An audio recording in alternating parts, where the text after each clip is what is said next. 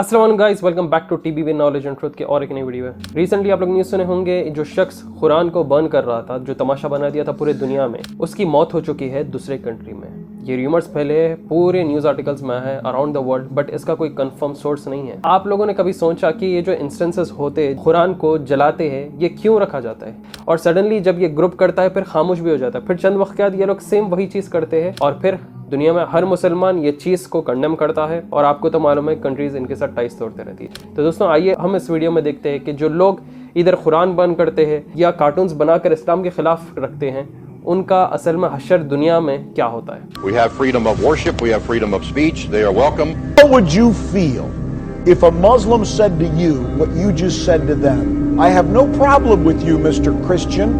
I would not like it, but it's their right. We live in America. It is time to stand up and speak out on what we believe in. The burning of Qurans has ignited a fire inside Afghanistan, one that's proving hard to douse. आप लोग को चंद instances में बताना चाहूंगा जिधर कुरान की बैत की गई थी और उसका रिएक्शन कितना खतरनाक था पूरे दुनिया में और जो लोग करे थे उनके साथ। The world Quran burning controversy, ये सबसे बड़ी कंट्रोवर्सी बन चुकी है 2010 में। ये एक ऐसा ऑर्गेनाइजेशन है जो कि मेनली फोकस किया है कुरान को जलाने के लिए। Well, just into the newsroom, the pastor at the center of the Quran burning controversy is in New York tonight. Why would you want to do this to 1.5 billion people? Sacred book. That's crazy. इसकी funding, इतना research करने के बाद इसकी funding अभी तक पता नहीं चली। प्योर क्रिश्चियन पास्टर है जिसका नाम टेरी जोन्स है और ये डव वर्ल्ड आउटरीच सेंटर चलाता है। ये एक चर्च है फ्लोरिडा में और ये ही बोलता है कि दुनिया में अलग अलग मुकाम पे अलग अलग दिन को और डेट को कुरान जलाया जाए। We have freedom of worship, we have freedom of speech, they are welcome. How would you feel if a Muslim said to you what you just said to them? I have no problem with you, Mr. Christian. I would not like it, but it's their right. We live in America. It is time to stand up and speak out on what we believe in. अगर ये pure Christian रहता तो ये respect करता था पूरे religion. इसी के साथ ये बाद में अपने प्लान्स कैंसिल करता है क्योंकि अफगानिस्तान में कोई ऐसा ही शख्स कुरान को जलाने की कोशिश कर रहा था जिसकी वजह से अफगानिस्तान में एक बहुत बड़ा रायट हो गया था और तकरीबन 12 लोग मारे गए थे। तो ये डर के मारे खामोश हो गया कि कहाँ अफगानिस्तान के लोग आके इससे भी ना मारे। जिसी के साथ प्रोटेस्टर्स वहां के लोकल अफगानियों ने उनके बेस पर अटैक किया, यूएस फ्लैग्स जलाए। The burning of Qurans has ignited a fire inside Afghanistan, one that's proving hard to douse. 30 अफगानियां मर चुके थे, 100 घायल हो गए थे, जिसमें से ये लोगों ने 6 यूएस मिलिट्री को मारा था। किस वजह से? क्योंकि यूएस मिलिट्री ने कुरान की बैत की थी। सऊदी अरेबिया में 2013 से 2000 के बीच में तकरीबन 50 कॉपियां कुरान के अलग अलग वाटर इनलेट्स में मिले।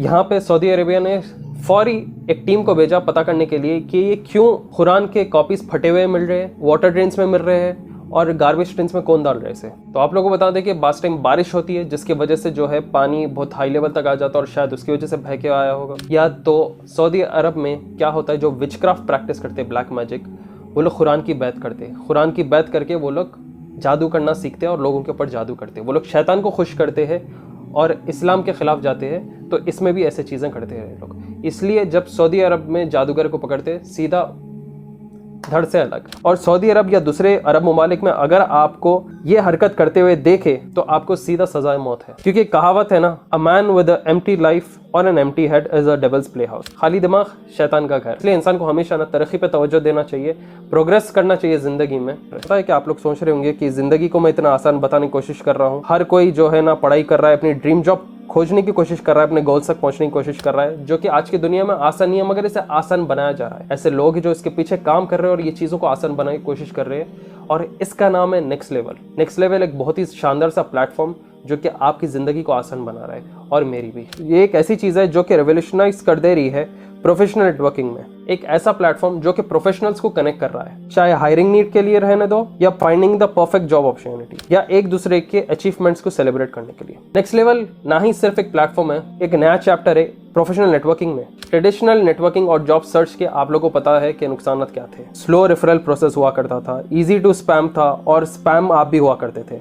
अगर आप हायरिंग मैनेजर्स को करते थे तो उसके लिए एक पेड अकाउंट होना ज़रूरी था। इसमें हम सब कोई ना कोई मेरे व्यूअर्स में से ये चीज़ फेस कर चुके हैं, मगर ये चीज़ आसान हो गई है और फास्ट ट्रैक पे आ चुकी है। कैसा? नेक्स्ट लेवल प्लेटफॉर्म के जरिए। इन्होंने इंप्रूव किया नेटवर्किंग और जॉब सर्च एक्सपीरियंस को यूजर्स अपना विजुअली अपीलिंग और रिच प्रोफाइल बना सकते हैं। एक इनके पास जबरदस्त फीचर है कूडोस, ताकि आपका अप्रिसिएशन भी हो सके और आपको रिकग्निशन भी मिल सके। ये अभी प्रोवाइड कर रहा है 3000 active job listings in tech and non tech roles. ये आर्टिफिशियल इंटेलिजेंस को भी इस्तेमाल कर रहा है ताकि आपको परफेक्ट फिट जॉब्स मिले और कैंडिडेट की विजिबिलिटी 10 टाइम ज्यादा बढ़ जा रही है और रिक्रूटर को आसानी से मिल रही है। यहाँ पे रिक्रूटर्स डायरेक्टली कनेक्ट भी हो रहे कैंडिडेट्स के साथ थ्रू कॉल्स और चैट भी। तो अब आप बताओ, ज्यादा आबादी वाले देश में जिधर हम रह रहे हैं, जिधर मुश्किल हर काम में है, नेक्स्ट लेवल कितना इसे आसान कर दिया है। इसका लिंक मिल जाएगा आपको नीचे डिस्क्रिप्शन में, जल्दी डाउनलोड करिए और अपना ड्रीम जॉब पाए। Either you are running a company or you want to join a company. Link is in the description below. Now back to the video. Norway में भी सेम स्वीडन और Denmark की हवा लगी हुई थी। आप लोग को बता दें कि ये सिमिलर कंट्रीज है जो कि एक टाइप का ही रूल फॉलो कर। लार्स थॉर्सन जो कि लीडर है stop Islamisation of Norway group, 2019 में ये ग्रुप चालू किया था जिधर ये लोग कुरान की बैत कर रहे थे, ये लोग पेपर फाड़ रहे थे और इसी के साथ आपको मालूम है प्रोटेस्ट शुरू हो जाते और इनकी धुलाई होना शुरू हो जाती है। ये चीज जब मुसलमान लोग देखे और ये लोग आवाज उठा रहे थे तो इन लोग को जेल में डाल दे रहे थे। तो यहाँ पे एक मुसलमान आदमी उठ के बोलता है स्वीडन में कि अच्छा तुम्हारे पास लॉ नहीं है, अब मैं क्या करूंगा, इजरायली एम्बेसी के बाहर जाऊंगा और वहां पे तौरा और बाइबल जलाऊंगा, तुम लोग भी मेरे को परमिशन देना और पुलिस सिक्योरिटी सब देना। ये चीज हल्ला मच जाती है। इजरायली ज्यूज और जो भी ज्यूज है पूरे दुनिया के, वो लोग आवाज उठाना शुरू कर देते हैं। अब क्यों बोले तो दुनिया में जो है एंटी मुस्लिम एक्ट इतना पावरफुल नहीं जितना एंटी सेमेटिक है। मतलब ज्यूज के खिलाफ अगर आप मजाक उड़ाए, कुछ करे, मॉकिंग करे तो आपका सीधा वीडियो भी टेक डाउन हो सकता, आपके जो है अकाउंट्स भी ब्लॉक हो सकते हैं एंटी सेमेटिक एक्ट में। वही एंटी मुस्लिम एक्ट क्यों नहीं है दुनिया में। तो ये मुसलमान आदमी क्या करता है, ये बोलता है कि चलो टेस्ट करते हैं, स्वीडन की गवर्नमेंट बोल रही है ना कि कुरान जलाना जायज़ है, मैं भी तौरा और बाइबल को जलाऊंगा। इजरायली एम्बेसी के बाहर वहाँ पे इजरायली गवर्नमेंट ऑफिशियल्स आते हैं, ज्यूइश ग्रुप्स आ जाते हैं, सब जमा हो जाते हैं। ब्रिटिश अथॉरिटी से रोक तो नहीं सकती मगर उसे पुलिस प्रोटेक्शन देती है। वहाँ पे मजमा जम जाता है, सब होता है, आदमी अपने हाथ में तौरा और बाइबल लेके रहता है। अब ये मुसलमान का जब अहम वक्त आता है तौरा और बाइबल को जलाने के लिए, सोचो वो क्या करता है। वो बोलता है कि मैं इन किताबों को नहीं जलाऊंगा क्योंकि मेरा मजहब सिखाता है कि मैं दूसरे मजहब के लोगों को ठेस ना पहुंचाऊं। कितनी जबरदस्त बात है, देखो इसको बोलते हैं दावा। बहुत जबरदस्त ये आदमी ने काम किया, इसने दावा किया, इसने बताया कि इस्लाम कैसा है, इस्लाम में दूसरे मजहब के साथ कैसा रहना है। इसलिए आप लोग देखे होंगे रिसेंटली भी एक हॉलीवुड मूवी आई थी जिधर हिंदू गॉड को वो मूवी ने एक तरीके से इंसल्ट किया था। इंसल्ट करने के बाद ना ही इंडियन हिंदूज उसे जो है आवाज़ उठा के गाली दिए थे, इंडियन मुस्लिम्स भी दिए थे। क्यों बोले तो इस्लाम में क्या है, इस्लाम में आप ना दूसरे मज़हब को कुछ बोल सकते हैं, बस आप अपने मज़हब की अच्छाई बता सकते हैं और आप दावत दे सकते हैं, जैसे दावा कहते हैं। अब बॉलीवुड हॉलीवुड बोले तो मुसलमान कैसा रहता है, बोले तो ये बड़ा ऐसा काजल दिखा देते, काले आँख, ये बड़ी तावीज़ उसको गले की तरफ आती, जाली की टोपी पहन के दिखा देते, या बुच्चर रहता है, कुछ ना कुछ उन्हें ऐसा रहता जो कि एक लो ग्रेडेड जॉब उसका रहता है। बस ये एक मेंटालिटी डाल के रख दे कि ख़त्म ये मुस्लिम, और उन्हें आते कि ऐसी खतरनाक आवाज़ के बस अब यहाँ बम फुड़ने वाला है या वहाँ बम फुड़ने वाला है, समझ में नहीं आता।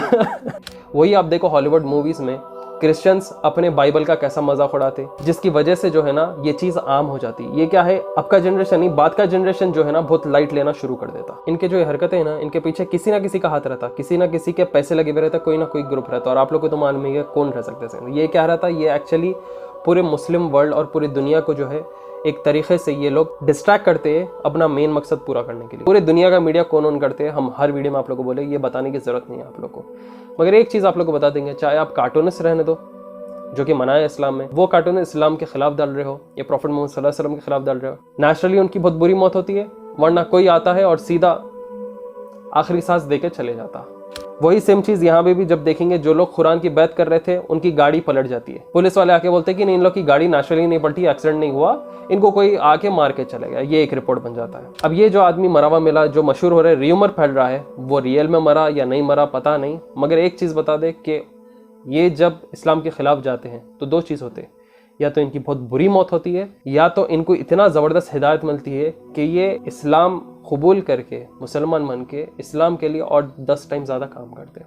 आप लोग को तो याद होगा वो वीडियो जो हम बनाए थे मोहम्मद आमिर के ऊपर, जिनका नाम पहले बलबीर सिंह था, जिधर बलबीर सिंह बाबरी मस्जिद को गिराने में मदद किए थे और वो खुद भी सब्बल मारे थे। लेटर ऑन हिदायत मिली, उसके साथी जो दोस्त थे उनके, वो लोग जो है बीमारी में आके मरे थे, ये इस्लाम कबूल किए और आज इनका रिकॉर्ड है ये हंड्रेड्स ऑफ मस्जिद पूरे इंडिया में बनाए और उनका आखिर में इंतकाल हुआ इन द एज ऑफ 80। 2012 में बांग्लादेश में बहुत बड़ा फसाद मच जाता है।